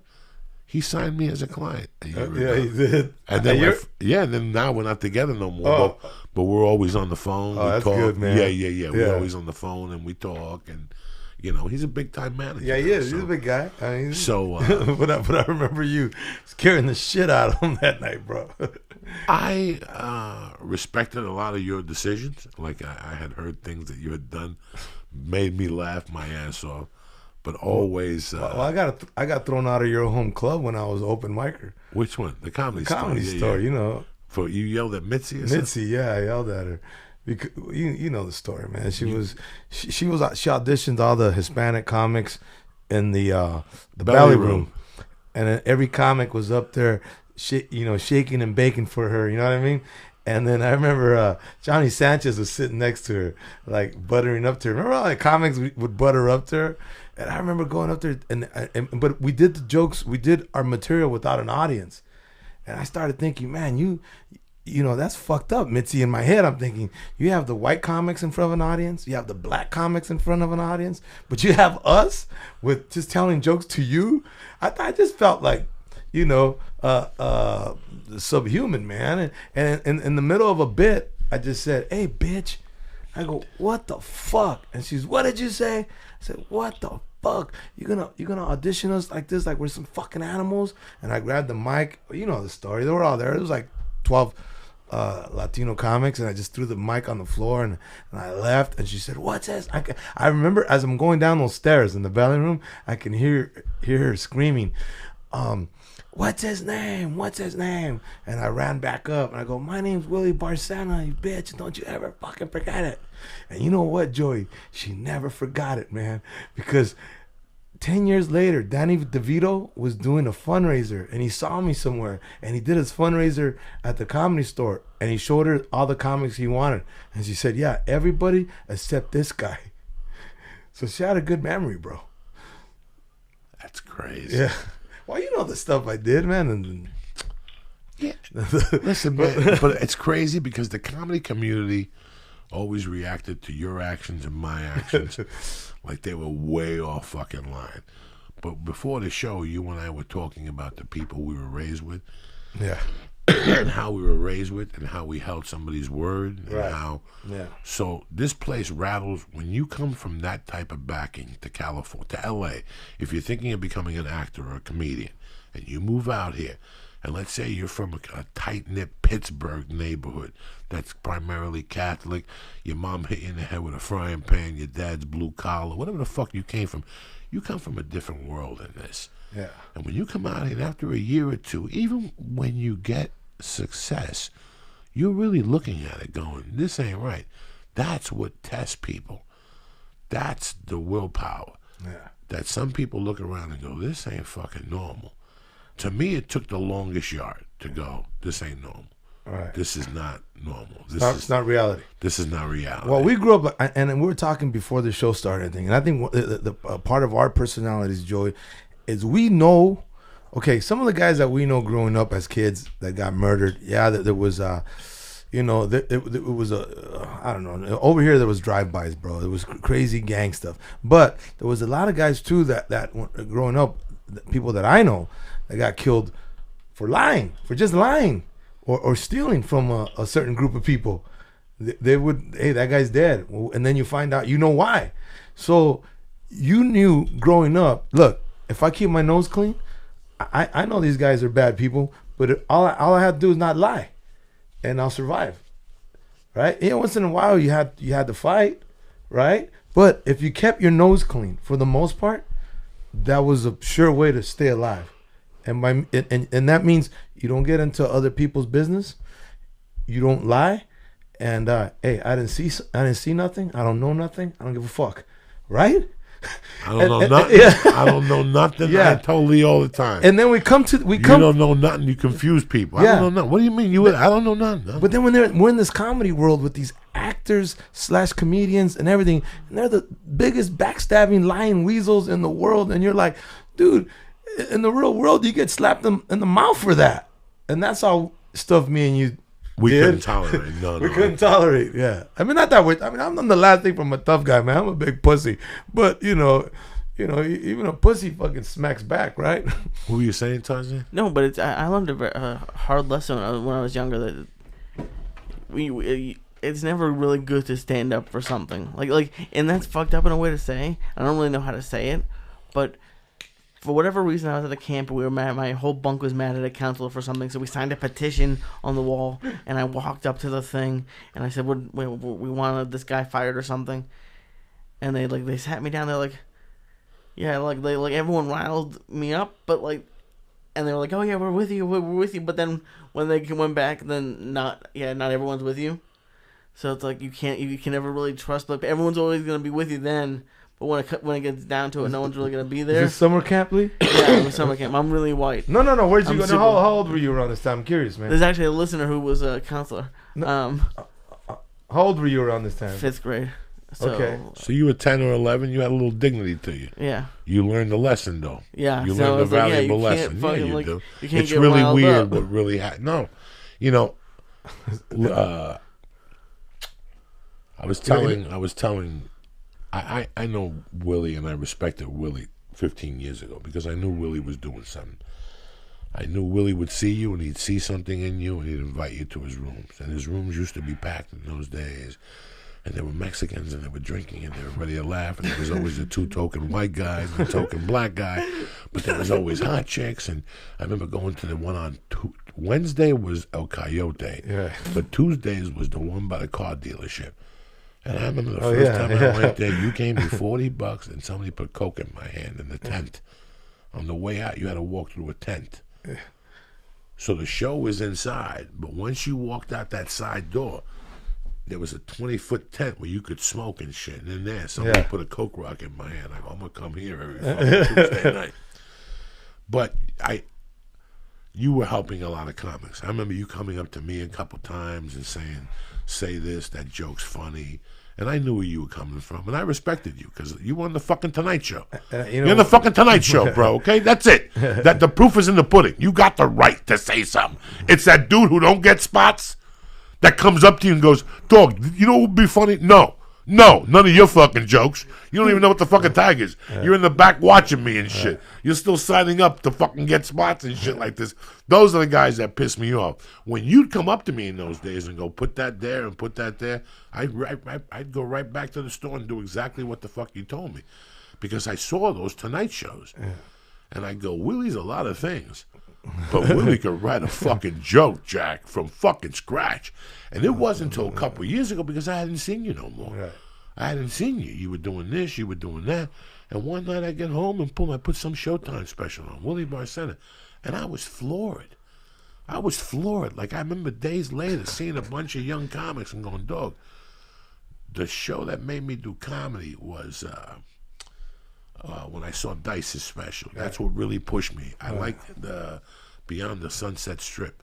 But there was I saw Nick DiPaolo one night. Nick, yeah. On a young comedian special, live from Tempe, Arizona. Nick's one of the good guys, by the way. Everybody bombed. Everybody bombed in that show. Ray Romano bombed, Janine Garofalo bombed, David Spade bombed, and all of a sudden this fucking monster from New York went up there that didn't give a fuck. And he said, "Is this place hot, or is it me, or is this place 200 yards from the fucking sun and the air conditioner in your room?" And Walt Disney woke up in my room. He was frozen, and he destroyed the fucking room. And I don't know where I'm going with the story. Oh, he was a good writer at the time. Yeah. You could tell that he would spend time. You could tell. Even his jokes were raunchy or whatever, but you could tell they were well-written jokes. Right. And when I used to watch him and you, I used to go, these guys are doing something that not everybody else is doing in that group of joke-type people. Right. You know, which Seinfeld has a little bit of that. Baya! A little something to cheer up the room. Where's the Fabroon? What's the name of it? Febreze. Okay, Joey. But no, there was I like what I gotta tell you, Lee. So I get a call. I'm on the road and I get a call from this like 3 years ago when the Showtime special came out, and my message from Joey is, "Hey cocksucker, I just saw your Showtime special. It's fucking hilarious. I swear to God, if you were white, you'd be rich." Do you remember me telling you? It was just brilliant. It was just brilliant, Lee. It was just written well. You could tell he had the notes. He planned it out. You could tell he knew exactly where to look at the camera. He had all his marks down. And I sat there and I go, "This is a true fucking professional, man." And it's really weird that when we started the podcast tonight, we categorized comedy and we were talking about Latins. And I got a problem. I love everybody. And when I see comics doing their shit, I really like it. But every once in a while, you get a person dressed up as somebody. And in L.A., this is Activille. And before I got here, there was a guy that was running game, and he was very successful. He was selling his soul, and the people around him were selling his soul. He claimed to be a Mexican guy, but he had 10% Mexican blood in him. The blood he had in him was a fucking pirate, you know? Yeah. He had the blood of a pirate, you know, and dog, he got on my last nerve. Like every move he made irritated me, and that was Jeff Valdez. Yeah, you know, and I remember going up there that night. I lost my cool. Like it was at the store, right? It was at Maryland's thing. Yeah, you know, I couldn't have him in the room. Yeah, Like, that's the type of person I am. Like, I knew what he put Marilyn through, because Marilyn used to call me crying and say, Jeff made me showcase again. He's on, but then I know he gave her a show and all that stuff, but he was only paying her $50 an episode. I don't know what the fuck happened. Right. Me, in my mind, I didn't want him there. You lost it. I was there, bro. I felt peppered. I go, man. Oh, I went off. First off, I hadn't done coke in 7 or 8 days. So right there, dog, I was dying inside, Willie. I was dying to bump into a guy like him. You know what I'm saying? I hadn't done coke. And at that time, it was like 4 or 5 days. It was killing me. It was fucking killing me. And now Marilyn dies. Yeah. Like, Marilyn fucking dies. And what happened was I went to New York. And I had a great hotel room. My buddy said, I got these free miles, bro. Take me to this hotel room. It was in Secaucus. Right. And for the first time, I'm not in a single. I'm in like this fucking suite with booze in the refrigerator. And for some reason, I go, you know what, bro? I don't want no cocaine time. I did a benefit for the cops on Friday, and I did a benefit for the high school basketball team on Saturday. Saturday, I went to the fucking show. On the way home, somebody said, you want to take a ride? I go, and that night, Marilyn died. And I came back the next day, and then everything was on Wednesday. And when I went to the fucking thing, there was a war going on because Paul said he was going to pay for the funeral, but he didn't want Montoya there. I mean, it's a fucking funeral. Right. And next thing you know, I'm sitting there. It's Wednesday, and I see fucking Jeff Valdez at 12 o'clock walking into the church. That already started fucking with me. I waved at him and everything, but I'm like, what is this fucking hypocrisy? Right. You know, and then I went home, and people called me up, and they said, you got to go down there. And I'm like, I'm not going down there. I was hurting so much. Oh, we're talking about the store? Yeah. I didn't want to go either, man. Didn't want to go. You know who talked me into going was my wife. Who talked me into going? Jody Furley. I was in my underwears at home, and I told my wife, I'm not going. And she goes, you know what? You should be respectful. It shouldn't be about you. And that's why I went, because I hate going to those things. I hate those things. You know, I did not want to be involved. I wanted to go to bed at 8 o'clock. Anything after 8 o'clock in those days, I was in pain. I'm not doing coke. On all those days, I'd do as much as I could, and I'd smoke pot until I just passed out at 9:30 from the fucking pain. And I remember going, you know what? Fuck it. I'll go down to Maryland's, and on the way back, I'll get a package. Right. And, dog, when I walked in there and they said, you go up there first. I didn't see Jeff. No, I did see Jeff. I saw Jeff getting food. Yeah. He was getting free food. Him and his wife and the attorney. And I go, look at this motherfucker. Oh, fuck. And right there, he signed his own death warrant. And right there, I went to the side of the stage, dog, and I was fuming. And the Spanish chick came up to me and she goes, you got to open up the show, or you got to go up first or something like that. And I go, okay, I'll go up first. And I went up there, and I'm up there, dog, and I'm trying to do material, but I could see him from the corner of my eye. And my blood pressure was boiling. I hadn't done coke in a few days. And it went from no material to fucking torture, Lee. Fuck you, fuck your wife. You're a fucking Jew, Mexican fuck. Oh my God. I go, you're too greasy to be a fucking Mexican. You're too much of a fucking slime to be a Jew, you fuck. And he's like, my name's on the wall. You sucked as a comic. Oh, that's right. With your fucking Jew hat on with the dingles. He used to put a yarmulke on with little dingle bells like a Mexican would, whatever the fuck. He used to drive me crazy, dog. When I saw those pictures and he bought a club with Judy Brown, he was just wrong. Like, I just thought he was wrong. And I thought in the back of my mind, like somebody Mexican should have gone off on him. But nobody did, and I was pissed. I was like, this guy. And then he did a second festival where he rented out the theater on Vine and the other one. Do you remember he had George Lopez and Rudy, and everybody signed up for it. And then a week before, everybody pulled out. And then he kept calling me up, going, come on, I'll send the car for you. And I'm like, bro, you're making $55 a ticket. You're not paying nobody. Right. And that's when I really got pissed off at him. And I just didn't like it no more. I'm like, I don't need these fucking people in my life no more. That was indicative of a lot of the people that are in LA, bro. That's why, I was pissed off half the time, man. With these, I was telling you before we even got in there, I said, man, I hated all these meetings you go to, and these cats give you hugs and they tell you how much they love you, and then you go home, and then my agent calls me and tells me, yeah, that guy fucking hated you. Like, what do you mean hated me? Fucking guy gave me a hug. I thought we're best friends. I mean, so much bullshit in this business, and that guy was was a an example of the bullshit that we Well, that's the thing that we couldn't deal with at first, you and I. We didn't know how to navigate ourselves. You said early on that you went to a festival one time and you weren't socially. You felt like you weren't socially. Yeah. Till this day, I don't feel socially accepted at those functions. Yeah. No, That's I why feel I like don't the go. odd man out, man. I don't go to them. I don't want to go to festivals. I don't want to do none of that stuff. I don't want to have to be at a bar with people talking at no time. I don't like that no more. I can't lie to you. I can't This stand. is specific. You're like, Dog, listen to me. I grew up in a bar. Okay, let me just ask you a question.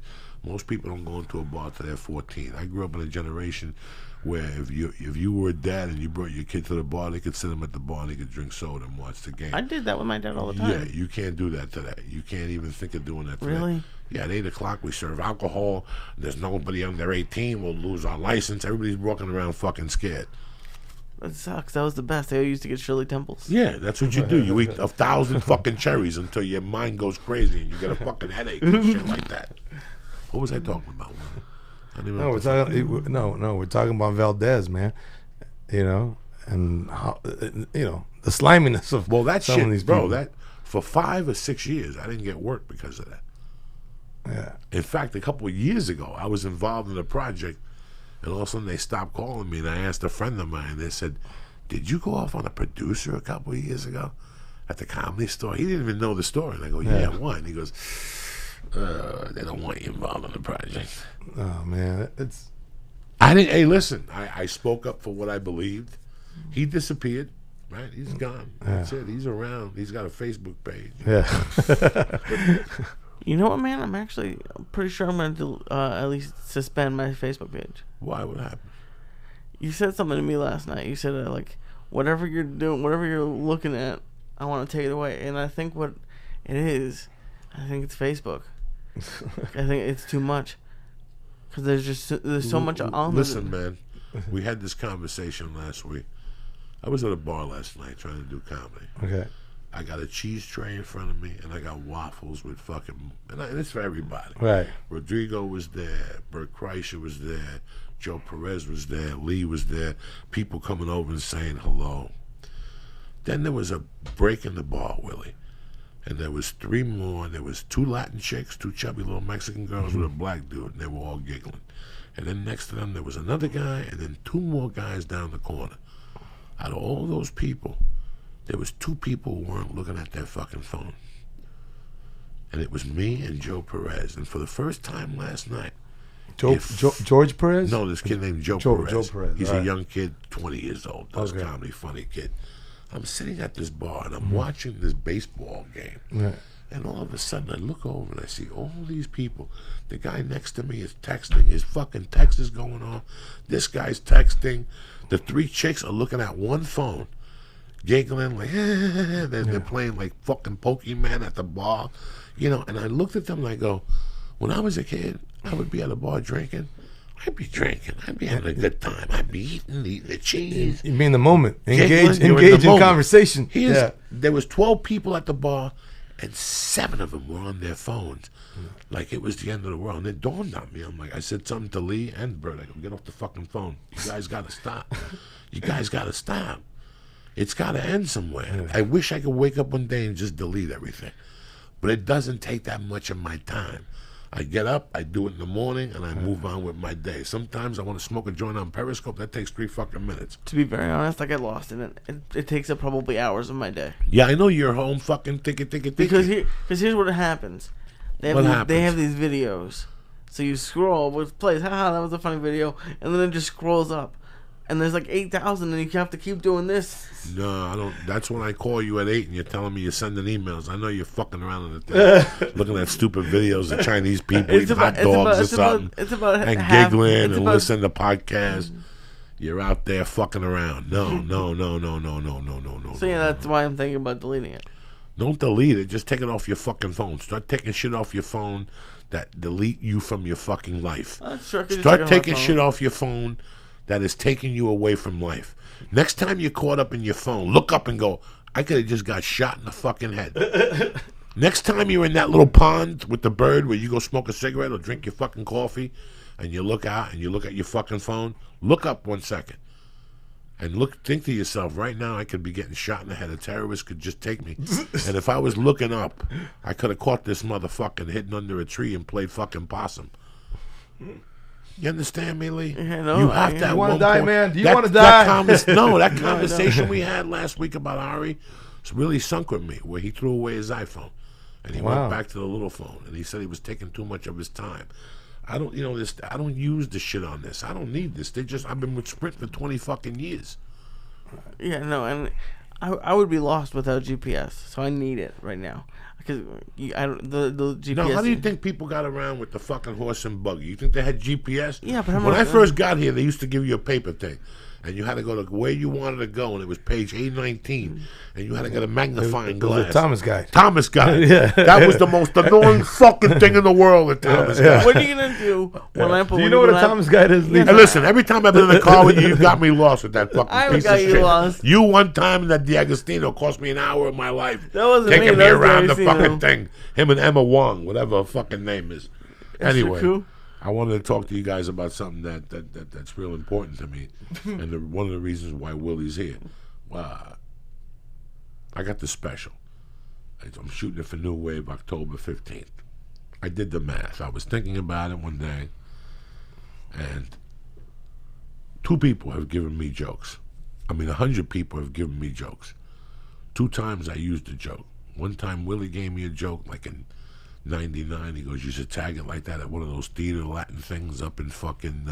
Texas? No, up the corner here. We used to do... Not Modesto and all those. Years ago, there was a lot of action up there. And there was a black dude that was a football coach, a high school football coach, and he used to do rooms up there every 6 weeks. And he didn't pay us bad, and we'd get a hotel room and smoke pot and giggle. But one night you told me one joke about a boat or something from Cuba that I should try it. And I tried it. And the other time a girl gave me a joke, and I did it. And a year later, some guy accused me of stealing his joke. And I went to her and I go, did you write the joke? And she goes, no, I heard it. I go, why would you give me a fucking stolen joke? So after that, I don't listen to fucking nobody. I just mind my fucking business. Because you end up doing somebody else's fucking joke and you whatever. But I thought about something. I go, you know what? I've heard of people having a special and hiring 6 writers to do their special. And they do their dirty work. I didn't want that. I wanted to do the dirty work. I wanted to be a part of the dirty work and be a part of the process and go out there. This is going to force me to be a better comic. And I said to myself, who can I fucking work with as a coach? Like if I wanted a fucking coach in stand-up to talk to me about stand-up, I would trust myself with maybe 2 people. And there isn't 2 people. There was 1 person. It was you. Bro, when you I gotta tell you, man, that was very special. When you came up to me and said, hey brother, will you work with me on my special? Because I've always been a big fan of yours, bro. So when you told me that, I was like, hell yeah, man. I thought about it and I broke it down in my head and I go, listen, man, he's the only guy I'm gonna listen to. Why? Because of the Tonight shows. Because that is the best formation of a set a human being could do in my world. I admire that. For people who talk shit on the Tonight Show, they could suck my dick. Because, you want me to tell you something?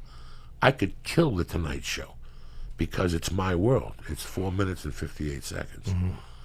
But I'm fiercely terrified of it. You understand me? So when I see somebody kick ass on it, I understand the level of how good they are and the level of professionalism that it takes. Like you said before, it's a corporate gig. To me, it's too big. My circuitry would go off. I would start talking to the audience and ask people what they do for a living and shit. What do you do for a living? You ever been to Connecticut? You know what I'm saying? Like, I would fucking not handle it. So when I wanted to put, I want to still put my life into it and my words. I wanted you to come in and structure that shit, and that's exactly, like every time I leave you, I talk to you for an hour. The reason why I only talk to you for an hour is not because I don't like you, is because I got to process what you just told me. You just blew my fucking mind. You just blew my fucking mind. I never even thought of comedy writing the way you think of comedy writing. I have a complete different admiration for comedy writing now. Now, because of my connection with you, I'm never going to throw away material again. Once that special is shot, I take a week off and we get back to the tape recorders league, and we go to every dirty bar in fucking Reseda, Right. and we get an hour in 6 months. That's the only way I'm going to do it. I think That's the way you do it. And then the next 6 months, you chop that motherfucker up, add the seasoning, tie that motherfucker up, and that's how you do it. That's how a fucking professional comedian does it. And I did not do it like that forever. So now I'm re-energized. Now I know how to do this. Now I know. You taught me the steps, how to get in there, and we're going to keep, every time I shoot a special, it's me and you till the wheels fall off. Right. Because I listen to you. I wouldn't listen to somebody else, bro. Yeah. I would have never listened to somebody else. Listen, bro, I'm going to tell you something. I gotta tell you, you know, you when we were talking, I think yesterday or a couple of days ago, and you said how much, because you're around UFC and Joe Rogan, and you're around all these guys that fight, and you're into jiu-jitsu, and you said to me, man, Willie, I realize now how martial arts evolves, how guys go from learning something to evolving and getting even better. And you said you applied it to your life, right? Yeah. To your stand-up. Yes. Okay. Now here's where I applied the same thing. You know Ruben Castillo. I don't know if you ever heard of the guy. He's funny fucking guy, man. This guy had 3 losses, right? He lost to Salvador Sanchez, Alexis Arguello, and Julio Cesar Chavez. All right? This guy is funny as fuck, bro. He goes, hey, Willie, I'm going to tell you something. If it wasn't for those 3 fucking guys, I would have been the greatest fighter of all time. But anyways, this Ruben Castillo, man, is this guy. He used to do a boxing show here in L.A. years ago with Chick Hearns. They used to do a show on a local television. I really pick his brain when it comes to boxing and that circle of people he's around. Anyways, when I realize how they coach like really good boxers, is they don't change the style. What they'll say is, "Let me see you box," and you could box awkwardly, but they'll teach you to fight from that. They don't change you. They don't change you. Okay, you're gonna be an awkward looking fighter, but you're gonna be a good awkward looking fighter, or you're gonna be a southpaw, but you're gonna be a good southpaw. You know what I mean? When I hear you on stage, first of all, bro, I crack the fuck up all the time. To me, it's just it's easy. It's an easy gig, man, because all I see is just telling you, going, hey man, instead of doing a joke like 1, 2, 3, why don't we start with 3 and then put 2 here and 1 here, and it has a smoother transition. That's all I do, man. That's all I do to your creativity. You know, and the fact, honestly, brother, I'm gonna tell you something. There's not a lot of comics I respect. I mean, you and I have been, you've seen me at comedy clubs where I walk in and I probably say hi to 2 people. There could be 20 comedians in the room, and there's only one that I go up and shake hands with and say, how are you? Good to see you. How's the family? Everything. I do my set and I leave. I don't like a lot of people, Joey. You know that. Me neither. And listen, man, the fact that you trust me with this, hey, bro, it's a privilege, man. It's a privilege, bro. Hey, man, I'd like your fans to check out my Netflix special, bro. Now, how long has it been on Netflix? 6 weeks. And what's the name of the special? It's called The Truth Hurts. Okay, you watch this fucking special, guys, and you send me a fucking tweet, or you send Willie a tweet. Go watch your fucking favorite comedians, and then watch this special. Watch how he prepares his material. Watch his conviction. Watch it not once but twice, 3 times if you want to really learn. Watch where he puts and positions his words. That's something that you can't even go to college for. You really can't. That's something that comes from, and I always watched you do it. Right. And we sat together and you're like, I think you should say that word. And I would go home and go, Jesus fucking Christ. And then I would go on stage and it would fucking just work like a charm. And that's the first time, Willie. I wouldn't take instruction from a lot of people. Hey, bro. What's up, dog? No, I've been seeing you a lot more recently. I haven't been calling your shows as much, but now I have. But you haven't been repeating it. So what are you doing? Are you just trying new stuff every time here and then on the road? So what I'm doing is, you tape it, Willie tapes it. If Willie tapes it, he takes it home and he gives me notes. If you send it to me, the next day I sit with a blank notebook. With a blank notebook, I put the date on top. and I listen to the whole recording with earphones on. And then I really don't do much. I can't lie to you. Lately, I've been laughing. I cannot lie to you, Lee. Some of the shit you tell me the next day, I forget about. Now I'm hearing it. I'm going, wow. So now I understand that Tuesday nights for me is 30 minutes of material, and I'm going to get 8. And it's not really material. It's just a couple sentences, maybe a word, maybe hummus dick, maybe something we said. You know, you threw me an idea the other day and I wrote it down. And I'll wait till the improv to give you all that so you can watch it. We'll do our thing next Friday night at the Ice House. We're at the Ice House. Which is next Friday night, the 2nd. September 2nd. We're doing 2 shows. Yeah, we're doing 2 shows on Friday night. So I'll get to do whatever material you want, but whatever time you want me to do, I'll just take 2 sets that night and do the first show, half of it, and the other half, like that. And I don't care what the audience thinks, just so you can hear it, and they'll give me a CD. Then I'll work on it again during the week up there, and then Friday and Saturday, you and I together again at the Improv on Melrose on September 9th and 10th. So we'll tape it again there, and we'll look at that. The following week, I go to Austin. I come back with 5 more sets. Then I go to New York, and I come back with 4 more sets. Then we got a week off. That week, I see you like 2 or 3 times. I go to Columbus. I come back from Columbus, and I got Tuesday night at the Comedy Store. We'll run it again. And then the week before, when I come back from Columbus, Tuesday night before Chicago, I run it again in the Belly Room. I go to Chicago, I tape the special. Atta baby, man. That's the process I'm using. That's the training I'm using. This is a man without a plan is not a man. Nietzsche. I'm not going to get another shot at this, okay? I barely got this one. I got 1 special in 25 fucking years. If you think, listen, you and I discussed something, and I discussed it the other day on the fucking show on Sunday, and I give props when props is due. You and I watched the fight, and I've been telling you, the main thing I got about MMA was every time a fighter showed up and says he's got a strong punch, and after every fight, that's all he had to tell me. He didn't evolve. He didn't go to jiu-jitsu class. He didn't even try to wrestle. GSP used to go to gymnast, and he'd go to Mambo class, and then he'd go to Pilates with broads, then he'd go swim. You know, that's why GSP became who GSP was. I could, dog, you know me, I could smoke 15 joints, do a bit about sucking pussy, do 15 minutes about getting my dick sucked in the shower. I'll do a bit about something generic, and then I'll close with something disgusting. And you watch it, and you go, yeah, he was funny, but after 20 minutes he lost me because it was the same Joe Diaz. He didn't evolve. I don't want that in my special. I want people to see it and go, wow, Joey actually put work in like Conor McGregor.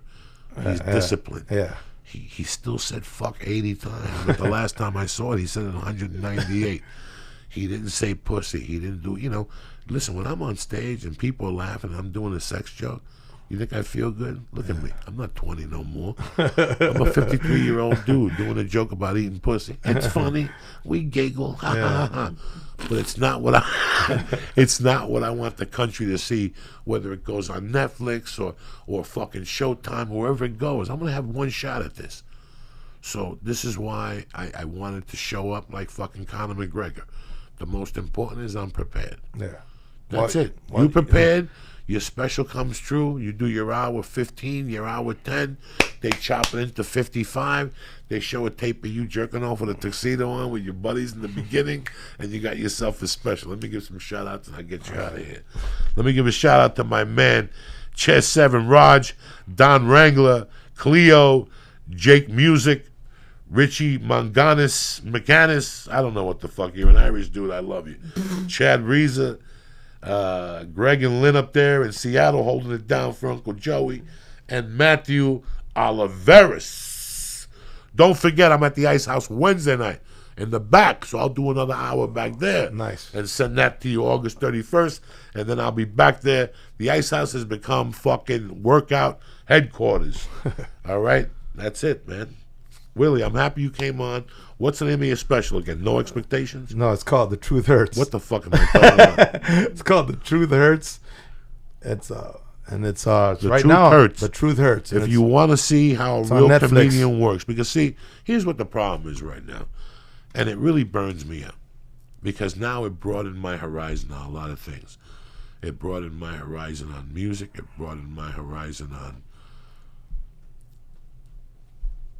We were talking about the ABA and the NBA, Right. and we were talking about the differences of how the ABA was for players who went to college, but they had to go to a community college. They fucking got 3 chicks pregnant in the 8th grade. Their family was on welfare. He didn't take the SATs. He shot a teacher in high school. Right. But they end up in the ABA, and they led the league in scoring. They're tremendous basketball players. The NBA was more civilized. Right. The same thing happens in comedy, but you people don't see it. Okay, you have these great run of comedians that are media-fueled comics. Okay, you have a great run of them, and some of them deserve the publicity, and one of them couldn't fucking make you laugh if they had a gun to their fucking head. But that's just the way life goes. The media stands behind them and fuels them. You guys embrace them, and there's nothing you could do. Then you have this other level style of comic, and let's say that's a comic like myself. A comic who's been around for a while, and one day he pulls a stunt or he does something, and people start coming to his shows, and he starts getting better as a comic. But eventually, he moves on like everything else. Everybody, even everybody moved from Led Zeppelin. There's nothing you could do. It's evolution. But those comics that do that have been around, and then their popularity goes away because the show goes away, or the Tonight Show goes away, or the TV show goes away. These guys keep working. The public just dismisses them, you know. But these guys are still. There's some guys that take their $6 million and they go fuck stand-up comedy. That's for punk ass bitches. But there's comics that are like, I was a comic then and I'm a comic now. That's what I'm keep doing, and they keep improving. But meanwhile, you're going to see the comics that the media is pushing on you. This guy's in your hometown, but you're like, I've never really heard of him. They said he was on a TV show in the 90s on ABC. I really don't want to see him. You know what I'm saying? There's a lot of great comedians that are working today that nobody goes to watch. Because everything else is fueled at this style of comedy, or they have to have a tattoo or a beard or glasses. Yeah, and then I was in a whole town. I was watching comedy. I saw 10 comics I never seen before. But they were all dressed weird. Like they all had something like beards. Like 3 of them had beards. You know what I'm saying? Like they're going to cut a fucking tree. It's a manufactured persona. Right. It's a manufactured persona. I saw the girls with tattoos and half her head was shaved, and then another guy came up and he was playing the fucking nerd, and another guy came up and he was Belushi Jr. You know, he was trying to jump up like the fucking dude who died from drugs. So it's just really weird. You are one of those guys that are fucking a great comedian. Thank you, brother. And someday somebody's gonna notice that, hang a picture of you or put a statue of you up. You know, you look at. I heard a story a couple of weeks ago that Ralphie May was at the Improv one night, fucked up on fucking whatever. And he looked over, there was a picture of Seth Rogen up there, and he took it off the wall and ripped it up and broke it in half or something like that. And he told the Improv. So then a couple of weeks ago, he went to Montreal, and he had to do something. And Seth Rogen was the judge. And Seth Rogen had heard about what Ralphie did, and I don't know what the fuck the story is. In our world, we know who it's like when somebody says to me, well, that TV show is great. He's great on that show. Well, then he's a comedic actor. He's not a stand-up comic. That's different. You just said in the beginning, you were there with D.L. Hughley. This is 26 years ago. Chris Tucker's the guy. Chris Tucker. Right. Pierre. These guys are still around. They're still fucking comedians. These guys didn't give up once the TV show went down. I know. I wasn't he back on the road, Chris Tucker? Chris Tucker got back. He started traveling again. Started gigging again. What's up, dog? It's weird how fake the awards are too, because there's one of those guys who a comedian no one really has respect for, but has a show, and all I've heard is everyone hates it. And I was driving down the street today. There's a billboard. 4 Emmy nominations. I'm like, I haven't heard one good review of this show. How does it have 4 Emmy nominations? It's funny because Joe, you touched on something, man, that I've always talked about on stage with with the little bit of audience, when I get my audience that comes here, I got a small audience, but those motherfuckers are loyal, bro. Oh, they're loyal. You know? I know. We did the fucking gin, the hangar. You had 60 people there taking pictures. Eastside Morales playing the drums. You had it going on and shit. No, bro, but I always said like this, man. Like these, like you said, comics that for whatever I don't know, whatever happens, man. The industry kisses their ass, loves them. These guys know how to play the game. And to me, what they become is like I ask them, think of a hamburger right now. Right away they say McDonald's. What's the worst burger you can have? There's a Big Mac. You know what I mean? It's just. But if you really think of a good burger, I know a place called Rick's Burgers, and it's on Fletcher and Riverside. It's just one place. Well, they might have two. I think there's one in Alhambra. The guy saved some money and bought another. But I'm like a Rick's Burger, bro. I just don't have that McDonald's money, but fuck, my burger's delicious, brother. You know what I'm saying? But listen, man, I hope your people check out the special and hit me up. Let me know what you guys think. If you think it sucked dick, tell me, hey, you know what? It sucked dick. But if you liked it, hit me up. Listen, one thing about these people know is I don't lie to them. I wouldn't have you in that chair if I didn't have the utmost respect for you. So they know. They're sick and tired of buying fucking bullshit and seeing bullshit. They want to watch good shit. If you want to watch a real comic, you watch this fucking special and take notes. And you might, whatever, say, well, listen, watch what he's fucking doing. You could watch the work in it. You ever go to a fucking place and you look at a statue and it's a guy that just fucking put a mold on it? But then you go to another place and you see a statue and you go, wow, I can see the work and the detail that guy put into that. Then the restaurant owner will come over and you go, can I ask you a question about that statue? Where'd you get it from? Because it took the guy 16 fucking years. That's what it feels like when you see Willie Barcena performing. You're going to see a well-structured fucking show. Sometimes it goes off the rails. You know what I'm saying? Sometimes there's a couple cocktails involved. You know what I'm saying? And shit happens. Hey, it depends what show it was. That's bro. right. But every fucking ain't nothing wrong with that. Let me give a shout out to my main motherfuckers, Datsu Sara. Baddest motherfuckers out there. I really liked. Listen, I got about 30 more pounds than I can fit into the fucking gi they sent me. And I can't wait. I'm going to do flying sidekicks in the fucking air with it. The whole thing. I'm in love with their bags. I'm in love with the fanny pack. You know, I don't travel without the fanny pack. I put the wallet, the fucking iPod, the fucking rolling papers, the lighters. They got rash guards. They got fanny packs. They got big bags. They got little bags. Listen, everything about them I'm impressed with. The durability of their fucking bag that they sent me. Like I said, I got 19 pockets. They sent me a fucking canteen. The same one Robert Duvall gave the soldier in Apocalypse Now. He can drink out of, any guy who's holding his guts could drink out of my canteen and shit. But no, all fucking around. Do me a favor. Go to diazgear.com. Take a look at the great selection of rash guards, gis. I think they only have 2 gis, but let me tell you something. They're hemp quality. They got belts. They got bags. I mean, if you want it, they got high quality stuff, and it's well priced. And I'll tell you what I'm going to do. All my listeners, go to Diaz Gear go to diazgear.com right now. If there's something you like, go to Diaz Gear right now and press in. Joey. Boom! And get 5 motherfucking % off your order, okay? Everything is hemp, quality, made. I mean, Chris is a great guy. I trust him. You'll get the shipping sent to your house. I mean, it's tremendous.